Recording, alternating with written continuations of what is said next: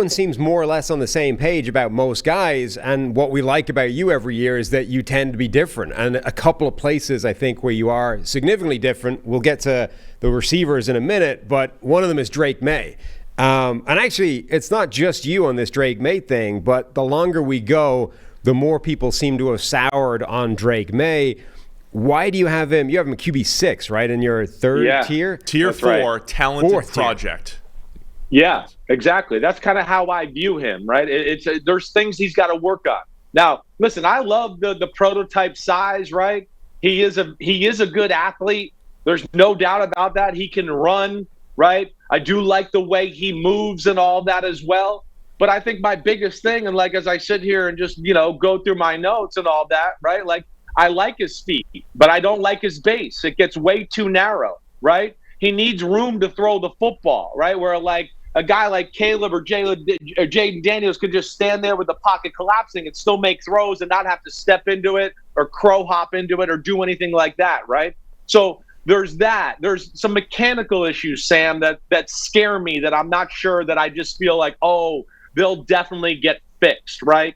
It can the motion itself can be segmented a little bit at times, and what I mean by that is like it has one part and then it goes to another part and then it goes to another part instead of just flowing and being fluid and looking natural, right? There's a front step where he points his toe at the target and his front leg locks out. That is not usually a recipe for being a successful, accurate passer, right? So you see some of the highlight throws and you go, wow, that's a great throw, and that's there, right? But I'm not sure you're going to be able to tap into that and make it consistent. That's what scares me. There is way more off-target throws than I was expecting when watching him, and enough off-target throws to where I go, wait, this is more than just like, oh, he missed this guy, he missed that guy. He's still awesome, and I feel good about it.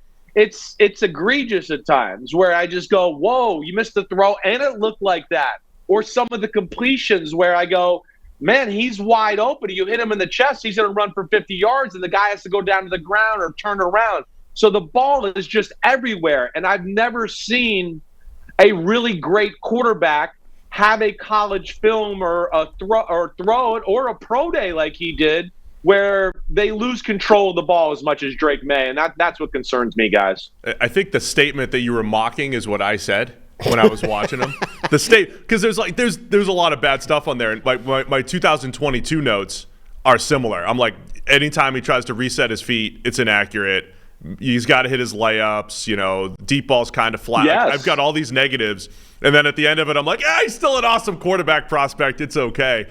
So if you had Drake Maye, is he a sit for a year type of guy? And do you think even sitting, I know Jordan Love just came out of this, but do you think sitting, is that environment even conducive to maybe fixing some of these issues? I'm not usually a guy that's like sit, right? I'm usually, hey, play, get him out there. But I think this is one young, hasn't played a lot, does have mechanical issues, has some of the issues you talked about, right? Even from the mental standpoint, you watch him on film, there's times where I'm like, I'm not sure exactly if he knows where he's being blitzed, where he should be looking at according to the coverage, right?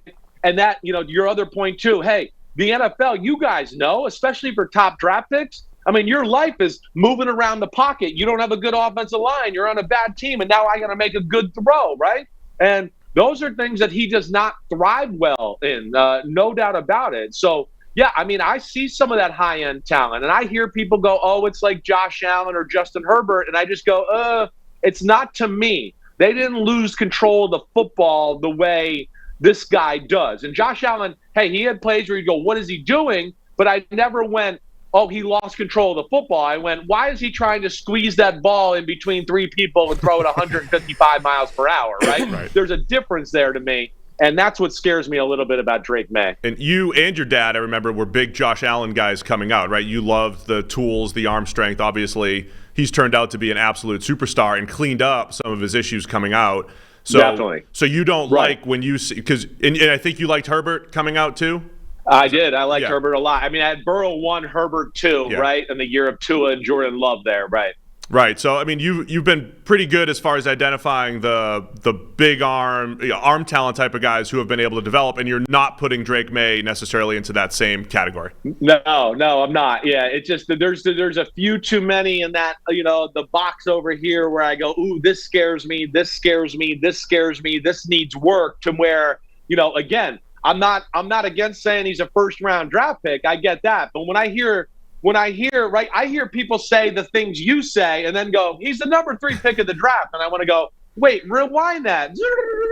You just said that and you think he's the number 3 pick of the draft? Are you sure you just heard what came out of your mouth? Right. So that's where, there's a few things there that I'm just not sure about or comfortable with it. Added to the fact of, I think has probably the longest release of all the guys in the draft that we're talking about, the main guys, the top 5 or 6 here. Right, I thought not only does he need the most space, but I thought he had the slowest release maybe out of everybody in the whole thing as well. So, yeah, he is to me a project, and I would like to see him ultimately sit a year, if not 2 years before he's ready to go and hitting on all cylinders. When I really got into Drake Maye's tape for the first time, the thing that jumped to mind was that Brad Pitt Moneyball meme, if he's a good hitter, why doesn't he hit good?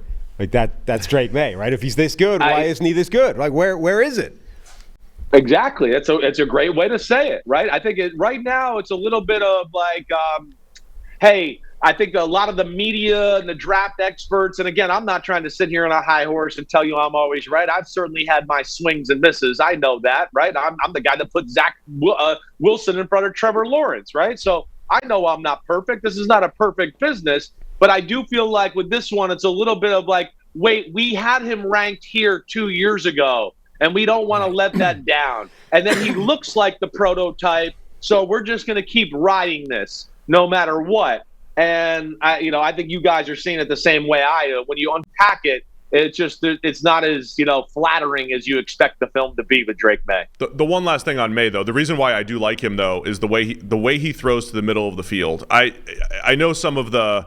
I had an offensive coach say to me, hey, he's throwing to number 3, the inside receiver in trips, with option routes over the middle of the field, one of the easiest routes to throw. But I feel like throwing to the middle of the field, Maye's touch, accuracy, I've seen him layer it. I feel like that's some of the best I've ever seen in college. That's what I like about him, but certainly have some of the same concerns that you have as far as the consistency, footwork, and some of the stuff that needs to be. Yeah, it's that. And I see some of those throws too, but I hear it. He's big, and he can stand in there and throw it over the line, right? And be like, oh, he can see everything. He's good, right?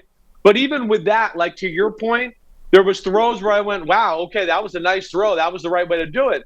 But then there was more throws where I went, wait, that's not the appropriate throw for that coverage and where that guy's running. Like, why did he do that? Or, whoa, he didn't even give the guy a chance. And we'll see. Again, that's my evaluation. I'm rooting for the kid. I hope he proves me wrong. It's nothing personal like that. But yeah, I got some big questions about his game.